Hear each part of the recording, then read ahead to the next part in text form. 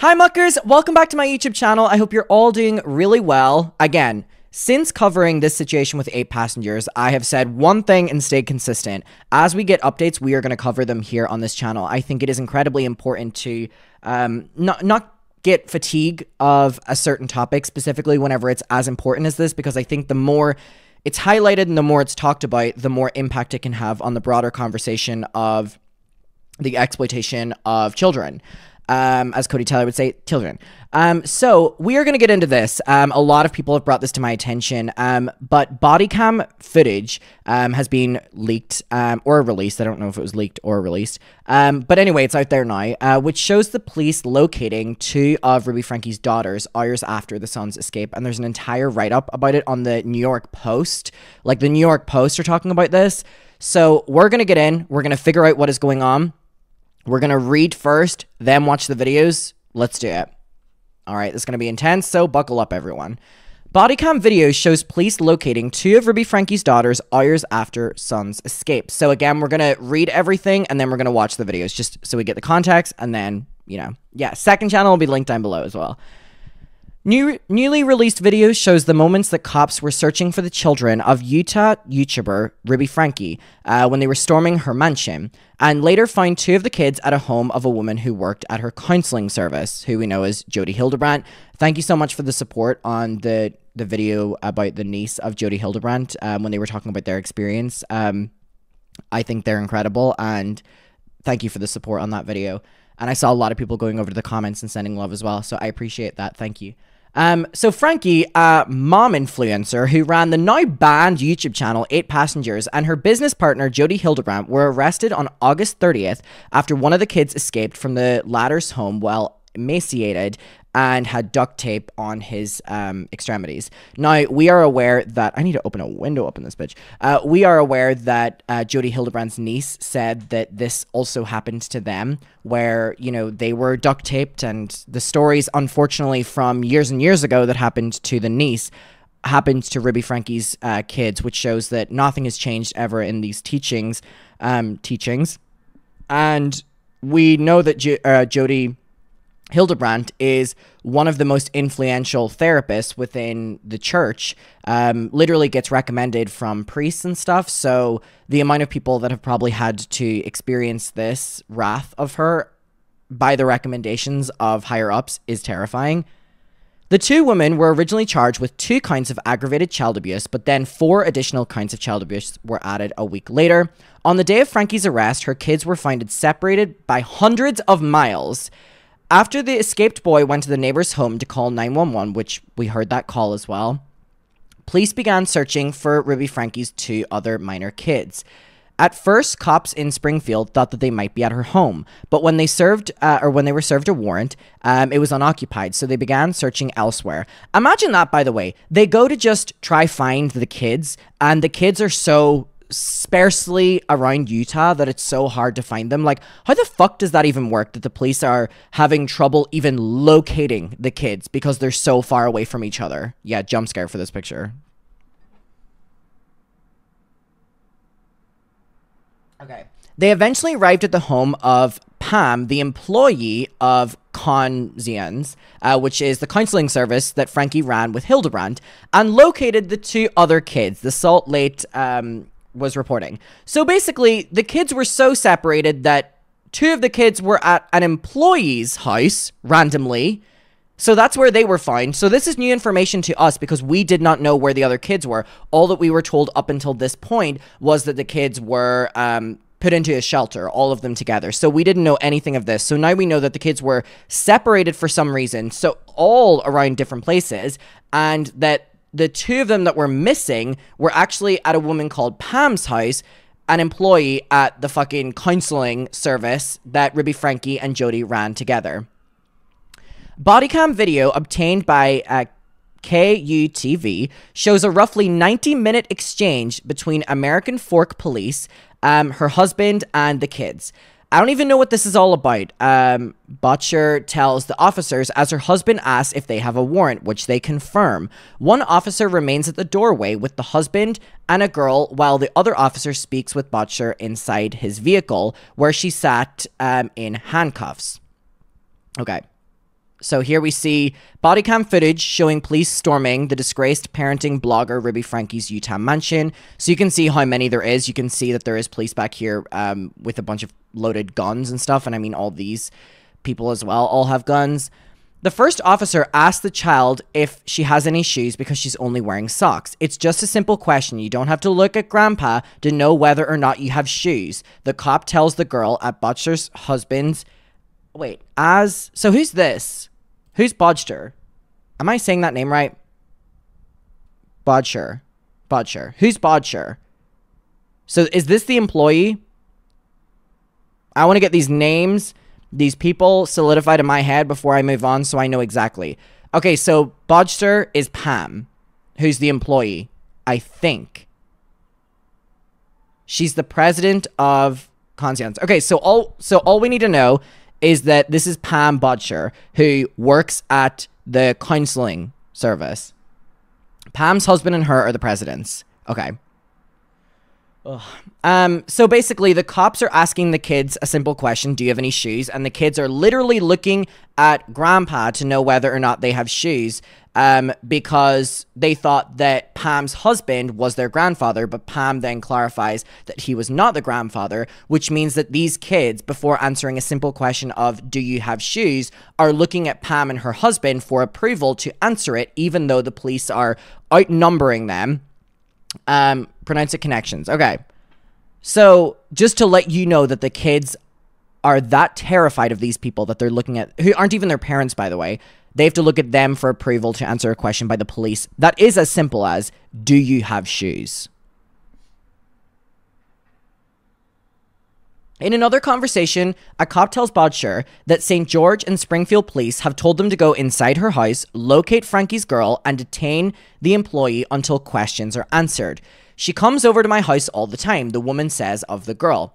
I'm going off what you're saying, I'm going off what they're saying, the officer replies. I don't know what's the truth. I know that the daughter is here, and I don't know if she came here willingly or not. So these kids are possibly just being held hostage. Is that the most bizarre thing to say in the entire world about this? I don't think so. It appears that these kids were possibly being held hostage here.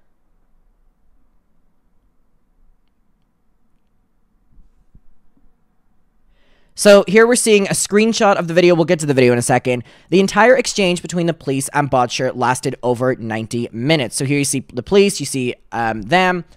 Bodger eventually says that Frankie had called her to say that there was a family emergency and asked her to pick up the two daughters. So the story is now ever changing to the cops, because originally it was, oh, the children just come over here all the time. Now it's Frankie, Ruby Franke, told us there was a family emergency and dropped the kids off. So the story is changing. Those are my friend's daughters, she says, adding that she has been close with Frankie for about 3 years. Oh, because apparently that means that now we can trust you. One officer asked the husband to move away from the home while another cop waits with the girl inside, but the man initially refuses.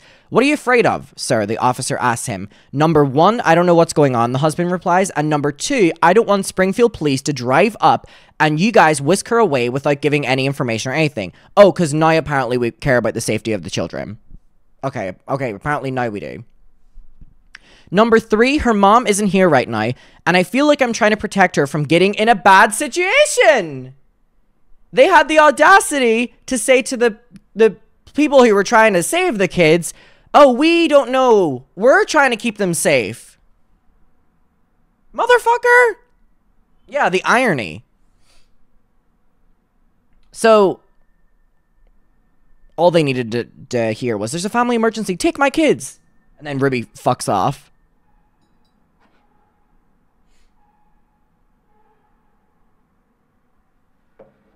All right. He goes on to say, I'm not going to get crazy and I don't have any weapons.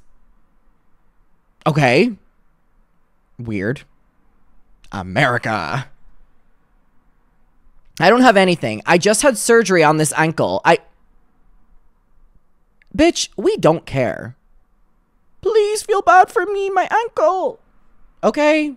Okay, we don't care. We do not care. I just feel a certain responsibility to her and her mom to protect her the best I can. Oh, so now we're about protecting the kids. Okay, now we're protecting the kids. Now we're protecting them by trying to not allow the police to come and take them and like, okay. Oh, okay. Another cop asked the girl why she appears terrified. Okay, so the young daughter is, from what we're being told here, apparently coming off as very terrified. And yet, we're being told, oh, we want to protect her by keeping her here. Did you go to school or would you rather not talk? The officer asked her, but she remains silent. After about 45 minutes, the girl's sister whispers something into her ear, prompting an officer to warn them not to run away. So the cops are now fearing that the children are remaining silent because they're looking at these people for approval to talk. They're not giving them anything because they've been brought away from them. So now the kids are being in complete silence. The cops now think that the kids are going to try run away from them. It's like, meanwhile, Ruby Franke in all of this, nowhere to be found. So here we're seeing Pam Butcher, who was an employee at Connections, was detained by police who found 2 of Franke's children at her home. Shortly after that, a worker with the Utah Division of Child and Family Services arrived.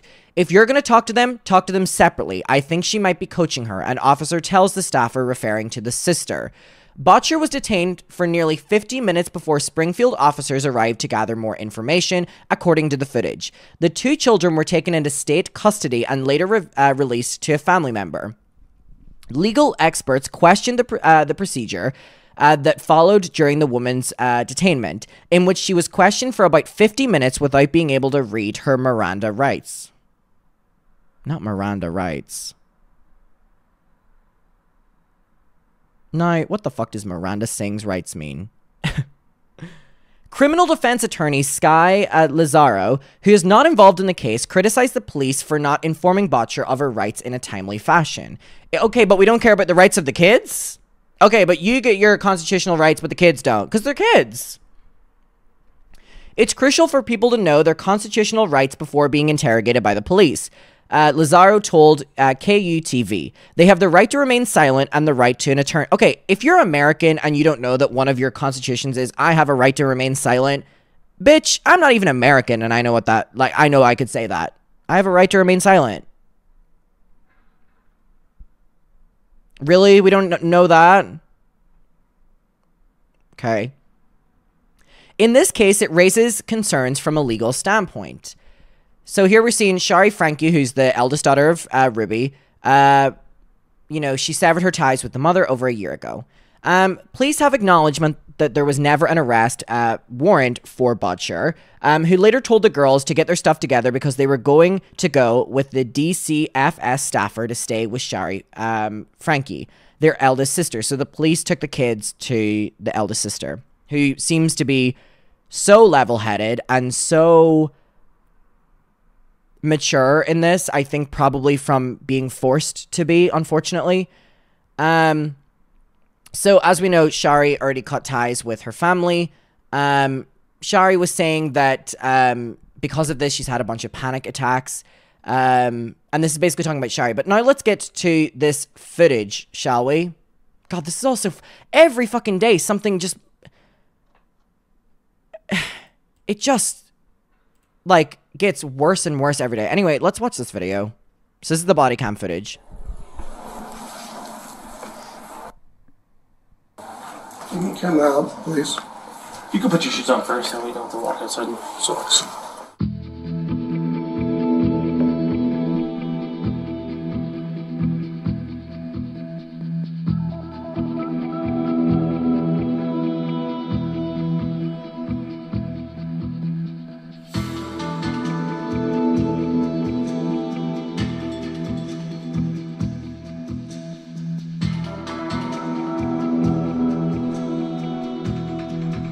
Oh, they're more so showing us videos than anything. Jesus, I just watched a slideshow. Fuck me. Okay, yeah. Now, the problem with this, if we're gonna be... I know, the atmosphere music, Jesus. The problem with this is you can pull into question all these different things about your legal rights, and they are absolutely true. But why do children not have any legal rights? Can we have that conversation? I know we're all in agreement, but when we talk about, oh, they shouldn't have had to answer for why the kids were being held here, you know, mysteriously because it's their legal right.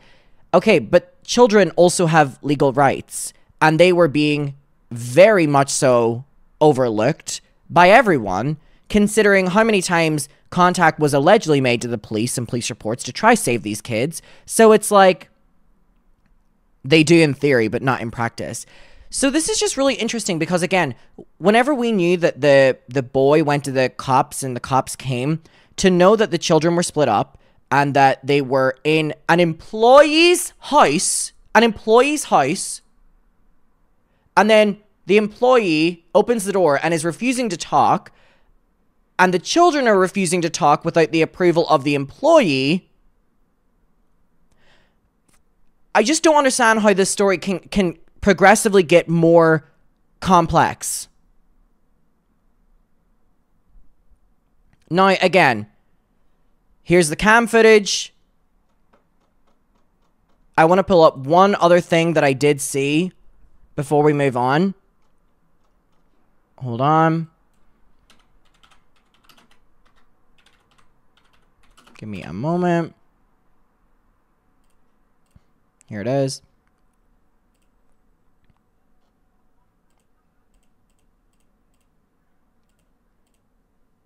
Okay. So I found the body cam footage. It was on Fox News Utah. Great.